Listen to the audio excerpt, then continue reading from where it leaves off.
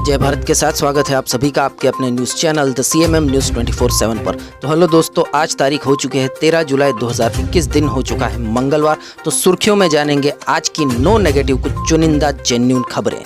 प्रधानमंत्री नरेंद्र मोदी ने एक ऐलान किया है, सोने को लेकर भी बड़ा अपडेट है और सुपरस्टार रजनीकांत को लेकर भी न्यूज़ आ रही है। साथ ही जानेंगे सर्राफा बाजार और मौसम का हाल। वीडियो को पूरा अंत तक जरूर देखिए ताकि आपकी कोई भी खबर मिस ना हो। तो देखते हैं पहली खबर में है, अब आप घर बैठे कर सकेंगे कोविड-19 का टेस्ट। एबॉट ने 325 रुपए में लॉन्च की होम टेस्ट किट। स्वास्थ्य सेवा क्षेत्र की प्रमुख कंपनी एबॉट ने सोमवार को कहा कि उसने भारत में वयस्कों और बच्चों में लक्षण वाले या बिना लक्षण वाले SARS-CoV-2 वायरस का पता लगाने के लिए कोविड-19 होम टेस्ट किट पेश की है, जिसके सिंगल टेस्ट किट पैक की कीमत 325 रुपए है। एबॉट ने एक बयान में कहा कि कंपनी लाखों की संख्या में पेनबियो कोविड-19 रैपिड एंटीजन परीक्षण किट की आपूर्ति करेगी, जो निजी उपयोग के लिए उपलब्ध है। कंपनी ने कहा कि इससे शहरी और ग्रामीण इलाकों में स्वास्थ्य प्रणालियों पर बोझ कम करने में भी मदद मिलेगी। तो देखते हैं अगली बड़ी खबर में है, SBI ग्राहकों के लिए खुशखबरी। SBI सेविंग प्लस अकाउंट पर मिलेगा सामान्य बचत खाते से अधिक ब्याज। जहां अधिकांश बैंकों के बचत खातों पर मिलने वाला ब्याज आपके सर्वकालिक निचले स्तर पर पहुंच गया है, वहीं देश के सबसे बड़े बैंक भारतीय स्टेट बैंक ने अपने उपभोक्ताओं के लिए सामान्य बचत खाते की तुलना में अधिक ब्याज के लिए एक अनोखी पेशकश की है। यह सुविधा उन ग्राहकों के लिए है जो अपने बचत खाते में बहुत अधिक धनराशि रखते हैं। वर्तमान में SBI उपभोक्ताओं को उनके बचत खाता शेष पर 2.70% की दर से ब्याज मिलता है। चलिए देखते हैं अगली बड़ी खबर। अब अगली बड़ी खबर है सोने को लेकर। जी हाँ दोस्तों, अनिवार्य होगा स्वर्ण में हॉलमार्किंग। पहले चरण में तमिलनाडु, गुजरात, महाराष्ट्र के अधिकांश जिले हो गए हैं शामिल। सोने को लेकर बेहद जरूरी खबर है। उपभोक्ता मामलों के मंत्रालय के अनुसार तमिलनाडु, गुजरात और महाराष्ट्र जैसे 3 शीर्ष राज्य है जहां अधिकांश जिलों में स्वर्ण आभूषणों और कलाकृतियों की अनिवार्य हॉलमार्किंग गुणवत्ता चिन्ह लगाने की अनिवार्य व्यवस्था के पहले चरण की शुरुआत की जा रही है। सोने के गहनों और कलाकृतियों की अनिवार्य हॉलमार्किंग 16 जून से चरणबद्ध तरीके से लागू की गई है। पहले चरण में 256 जिलों को इसके दायरे में लाया गया है। इससे पहले सोने की हॉलमार्किंग की व्यवस्था स्वैच्छिक प्रकृति की थी। बढ़ते अगली खबर पर। अगली खबर दोस्तों आ रही है, राकेश झुनझुनवाला लेकर आ रहे हैं एक नई लो कॉस्ट एयरलाइन। कंपनी में हो सकती है 40% हिस्सेदारी। जी हाँ दोस्तों, राकेश झुनझुनवाला एक नई एयरलाइन लेकर आ रहे हैं। भारत के जाने माने निवेशक राकेश झुनझुनवाला 260.7 करोड़ रुपए के निवेश के साथ एक नई लो कॉस्ट एयरलाइन वेंचर की शुरुआत करने जा रहे हैं। द इकोनॉमिक टाइम्स में प्रकाशित एक रिपोर्ट में यह दावा किया गया है कि नई एयरलाइन का संचालन विनय दुबे सहित दिग्गज एविएशन पेशेवरों द्वारा किया जाएगा। दुबे झुनझुनवाला और एक विदेशी निवेशक के साथ इस वेंचर को लेकर बातचीत कर रहे हैं। सूत्रों ने बताया है कि झुनझुनवाला नई एयरलाइन में 40% हिस्सेदारी रख सकते हैं। चलिए देखते हैं अगली खबर में है, मौसम विभाग की चेतावनी, आज इन राज्यों में होगी भारी बारिश।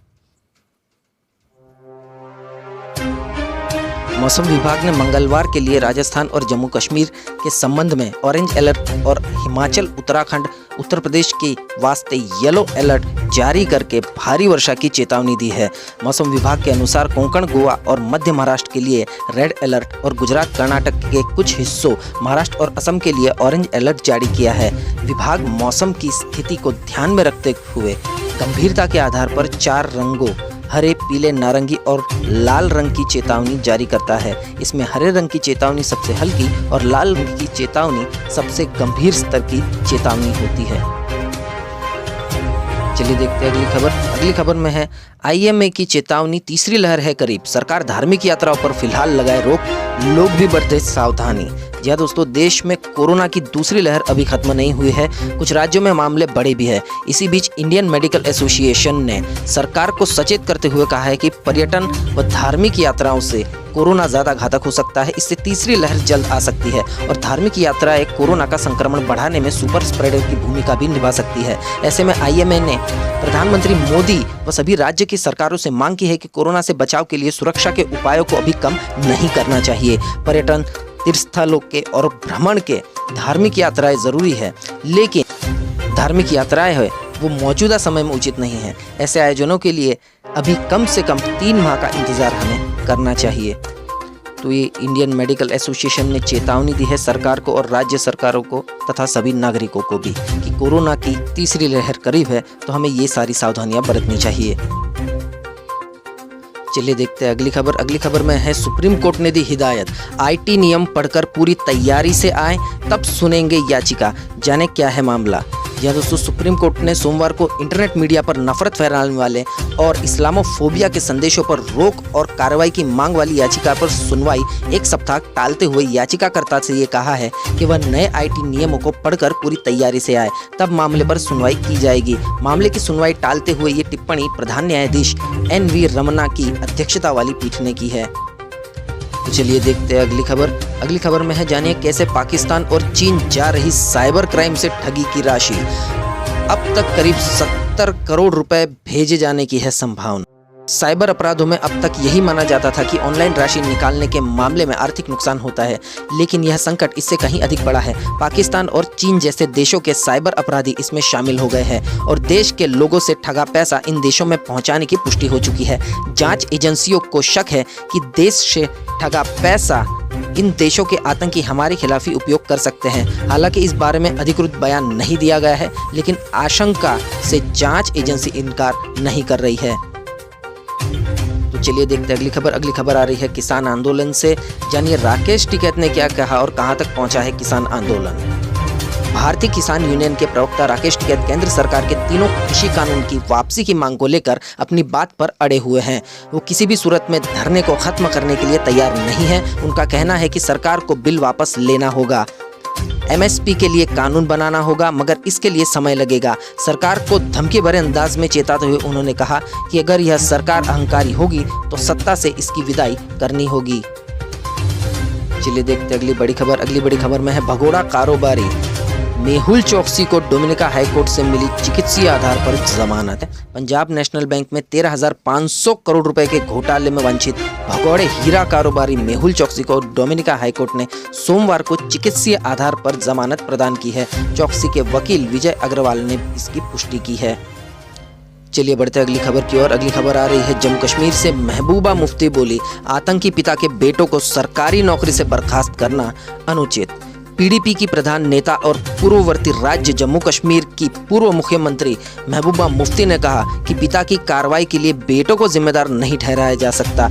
आतंकवादियों के साथ सांठगांठ के आरोप में आतंकवादी संगठन हिजबुल मुजाहिदीन के सरगना सैयद सलाहुद्दीन के 2 बेटों समेत 11 सरकारी कर्मचारियों को नौकरी से बर्खास्त किए जाने के 2 दिन बाद महबूबा मुफ्ती पत्रकार वार्ता को संबोधित करते हुए कहा कि मैं किसी का समर्थन नहीं कर रही हूं, लेकिन पिता की कार्रवाई के लिए बेटों को जिम्मेदार नहीं ठहराया जा सकता जब तक आपके पास सबूत न हो। तो चलिए देखते हैं अगली बड़ी खबर। अगली बड़ी खबर में है, प्रधानमंत्री नरेंद्र मोदी का ऐलान, आकाशीय बिजली गिरने से मौत पर PM मोदी ने राहत पैकेज का किया ऐलान।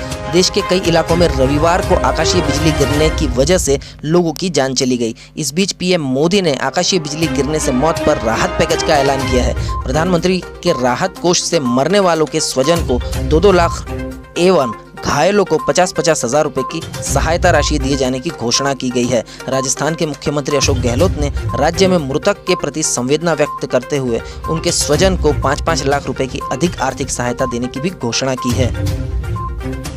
चलिए बढ़ते अगली खबर की ओर। अगली खबर में है, मध्य प्रदेश के 10वीं के नतीजे 14 जुलाई को होंगे जारी। जी दोस्तों, कोरोना महामारी के चलते पहले स्थगित और फिर रद्द हुई मध्य प्रदेश बोर्ड की 10वीं की परीक्षा के परिणाम जारी होने की तारीख की घोषणा कर दी गई है। मध्य प्रदेश माध्यमिक शिक्षा मंडल द्वारा सेकेंडरी यानी 10वीं की रिजल्ट 14 जुलाई को जारी किया जाएगा। आधिकारिक विज्ञप्ति के मुताबिक MP बोर्ड सेकेंडरी रिजल्ट 2021 को छात्र छात्राएं इस घोषणा से संबंधित आधिकारिक अपडेट के लिए ऑफिशियल वेबसाइट mpresult.nic.in, mpbse.mponline.gov.in और mpbse.nic.in पर चेक कर पाएंगे। MP बोर्ड 10वीं का result mid term exam, unit test, internal assessment के आधार पर तैयार किया गया है। तो चलिए बढ़ते अगली बड़ी खबर पर। अगली बड़ी खबर जुड़ी है फिल्म अभिनेता रजनीकांत से। जी हाँ दोस्तों, फिल्म अभिनेता रजनीकांत ने किया है बड़ा ऐलान, अब राजनीति में नहीं आएंगे रजनीकांत। अभिनेता रजनीकांत ने राजनीति में न आने का अहम फैसला ले लिया है। उन्होंने अपनी पार्टी रजनी मक्कल मंदरम को भी भंग कर दिया है। सार्वजनिक तौर पर ऐलान कर उन्होंने इसकी जानकारी दी। उन्होंने कहा, भविष्य में राजनीति में आने की मेरी कोई योजना नहीं है। इससे पहले उन्होंने कहा था कि वे रजनी मक्कलम मंदरम के पदाधिकारियों से बातचीत कर राजनीति में आने या ना आने का फैसला करेंगे। तो चलिए देखते हैं अगली बड़ी खबर आ रही है राजस्थान में। जी हाँ दोस्तों, राजस्थान में मॉनसून आ चुका है। उदयपुर और संभाग में ऑरेंज अलर्ट जारी कर दिया गया है। राजस्थान प्रदेश में मॉनसून ने अपने कदम आगे बढ़ा दिए हैं। राज्य में मॉनसून की उत्तरी सीमा आज आगे बढ़कर 6 से ज्यादा जिलों में प्रवेश कर गई। इन जिलों में जैसलमेर, नागौर, भरतपुर, गंगानगर, अजमेर, टोंक शामिल है। यहाँ कुछ दिन बौछारें भी भिगोती रहेगी। मौसम विभाग ने अगले 2 दिन उदयपुर, बांसवाड़ा, डूंगरपुर, राजसमंद और सिरोही जिले में भारी बारिश की चेतावनी जारी की है। साथ ही उदयपुर संभाग में बारिश का ऑरेंज अलर्ट जारी किया है। तो चलिए देखते हैं अगली खबर आ रही है मध्य प्रदेश से।